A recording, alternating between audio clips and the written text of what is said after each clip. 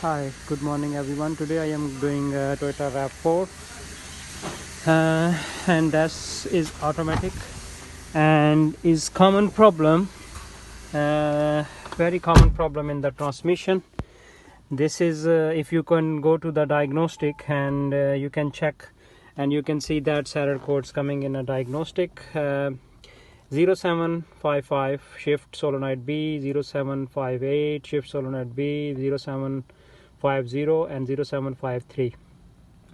And gear is banging, reverse is banging. When you put it in a reverse is a jerk on there, and engine light is on, harsh to shifting, and no power when you're driving. That's the common problem. Sometimes the P0776 shift solenoid B stuck or open circuit, that code is coming as well. So if you have the problem, the ECU is on there, you can take it out and bring the ECU, or you can take it out whole ECU to me, or you will bring the car. We can repair that problem in like 2-3 hours. So we are in Hounslow and you have my help. You can contact anytime on WhatsApp. We are on email and WhatsApp anytime. You can text me and I will come back to you.